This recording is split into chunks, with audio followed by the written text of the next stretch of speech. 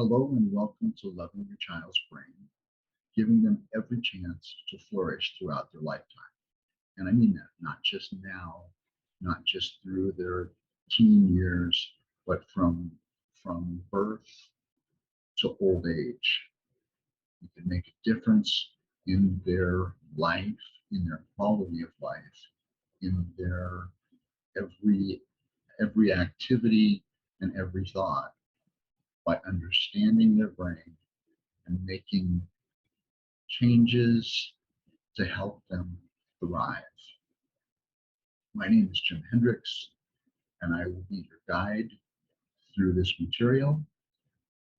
This is broken into a large number of modules.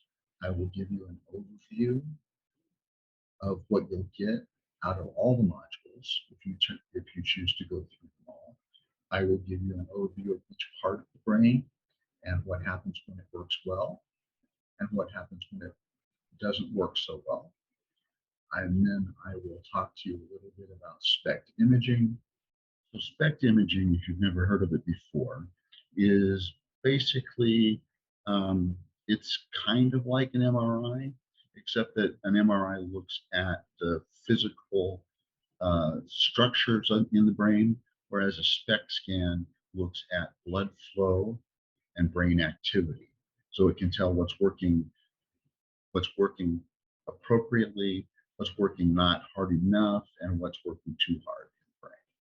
And then there will be specific parts for each area of the brain and each, which means basically each type of, I'll say, brain issue that can happen. It could be a clinical issue like depression, or it could be just worry and sad mood and being bummed out a lot. These kinds of things don't have to be clinical problems to be able to be made better and make a child's life better, or your life better for that matter. So let's go on a journey together. I look forward to seeing you along the way. And by the way, if you have questions, please feel free to email me at jim@jlhendricks.com, and I will answer your emails. Thank you very much. And here we go.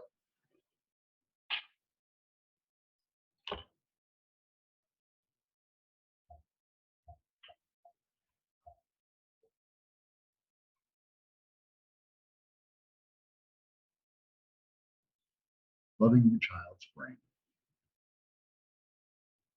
Giving your child every chance to flourish throughout their lifetime. Again, I'm Jim Hendricks. I'm a brain health professional trained by VA clinics, and I will be your guide. I'd like to give acknowledgement to 3 men who have made a huge difference in my life and in my work. This presentation draws extensively from 3 psychiatrists to whom I am forever indebted for revealing the fantastic world of neuroimaging, neuroscience, psychiatry, and psychopharmacology. The first one is Daniel Amen of Newport Beach, California, also the owner of 10 Spect Imaging centers. Second is Michael Lyles, a clinical consulting of Atlanta, who is a psychopharmacology genius. And third is Matthew Stubblefield, who is with the Center for Behavioral Medicine in San Francisco, who was in fact my psychopharmacology professor in my graduate program. And I thank them all very much for what they've contributed to my life. I am going to introduce you to your child's brain, and that is your child's most precious asset ever. I'll talk about my story. I'll talk about why I do this. I'll give you some brain system overviews, what they are and what they do when they are working working well and not working well. We'll talk about a module by module overview. No, we won't talk about it. I'll give you an idea for a module by module overview. We'll talk about why blood flow to the brain is so important and how to improve it.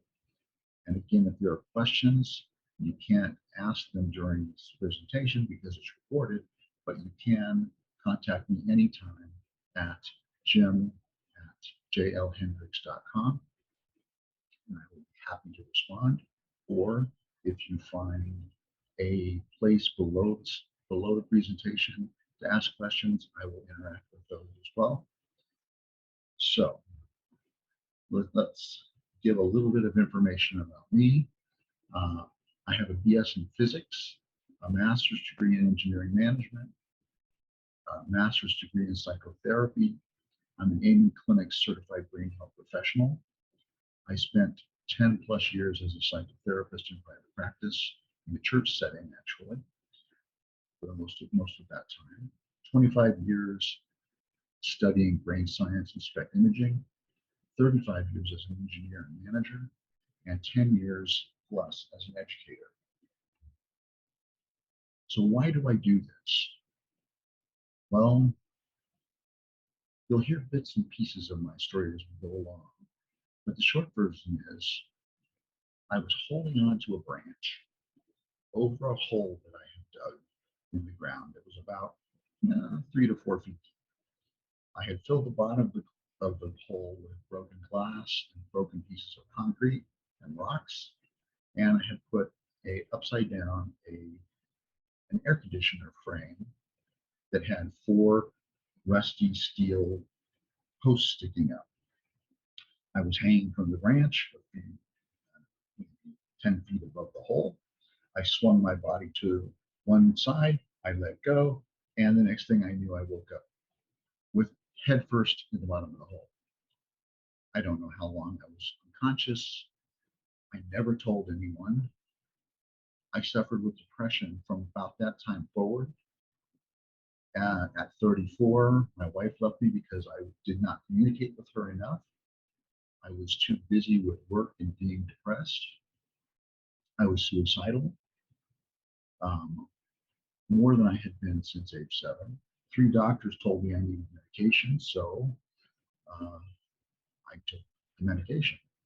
30 days later, I commented, wow, life doesn't suck. It made that big a difference. There were a lot of changes along the way, but the bottom line is I do not want any child to suffer from something that can be easily prevented or treated, whether with medication, with supplements, or lifestyle changes. Something as simple as adding meditation or affirmations to a child's life can make all the difference in the world.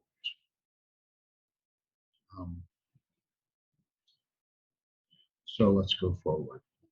What should you expect to get out of the series? I hope that you get brain in, both for your child and for yourself. I hope that you learn to build resilience and brain reserves for your child through many approaches to take control of their life again, to respect the delicateness of the brain and protect it, to understand typical life issues are brain issues, and they can be fixed, they can be made better. Even when they're incredibly severe, they can be made better through changes in things like diet, exercise, supplements, maybe medication in some cases, meditation, affirmations. The list kind of goes on and on. And we'll talk about all of that depending on how far you go through with the modules. You may be interested in only one area, that's fine. You may be interested in the whole spectrum, that's also fine too. So, what you and your child should get out of the series: how to care and feed your child's brain. You will get better relationships. They will make better decisions. They will be happier, healthier, more cooperative. Most brain issues are treatable. Options for treating the brain, both natural and where absolutely necessary, medication. If not treated, brain issues lead to serious consequences, both in life and health. Brain issues can lead to dire consequences if left untreated in some cases. Understanding that most brain issues are not just one thing. That's really important. That's why most psychiatrists and medical doctors get it wrong at least the first time.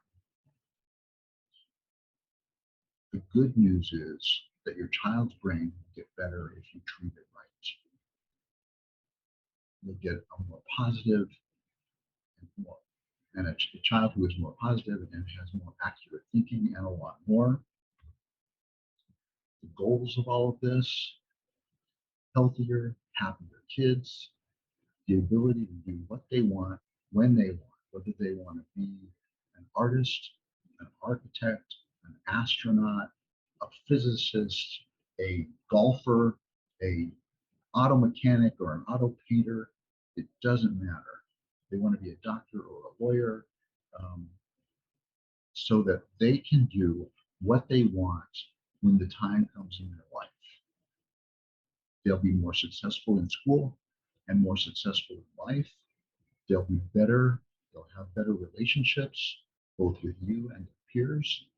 They'll be more resilient and have larger brain reserves. That is critical. And better able to cope and thrive. They will be happier and healthier in old age. That is a huge benefit, because the average lifespan of a child born today is estimated to be 130 years. For a lot of us living now, I'm 61, and at the recording of this, and I don't know how long it will be before I end up unable to think straight, and it's going to happen in 30 years maybe. For a child who lives 130 years, I would hate to have them live in a nursing home for the last 50 of those years, because their brain had been abused through concussions, drugs and alcohol, depression, and a myriad of other things. So I want to talk a little bit about the difference between boys and girls' brains. And it's going to come from the perspective of boys for the most part, but I think the opposite for girls. Boys prefer mechanical and structural thinking. Boys' brains are more at rest in the brainstem, which results in physical action in response to a threat. Boys have a larger amygdala, which is the center for processing anger and fear, and are more aggressive. Pretty standard. Males have a larger cerebellum, which is in the back of the brain, which gives them better sensory perception, coordination, and motor control, but makes them more impulsive. In boys, the limbic system, which is deep inside the brain, and we'll talk about that soon, has less connections to verbal processing areas, giving them less access to emotionally expressive language and less speed than girls. Girls, as most of you know, are able to talk about anything and everything, and boys have a tendency to just say, yeah, no, I don't know. That's not always the case, but sort of in general.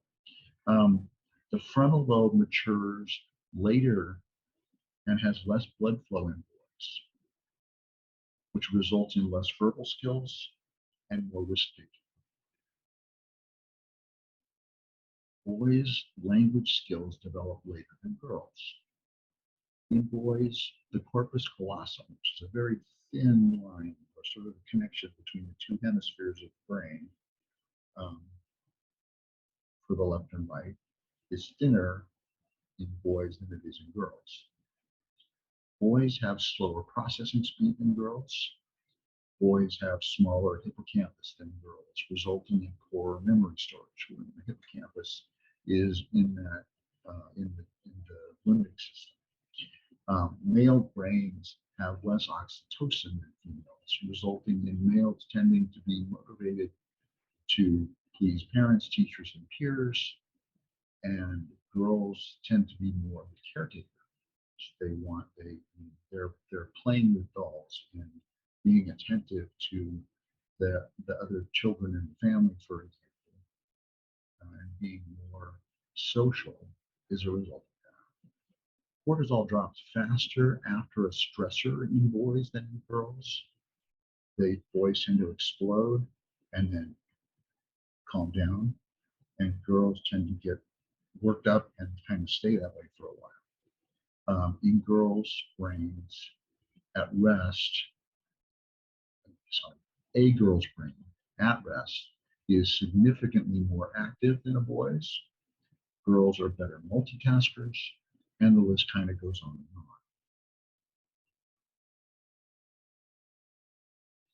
Okay, so that is the first introduction.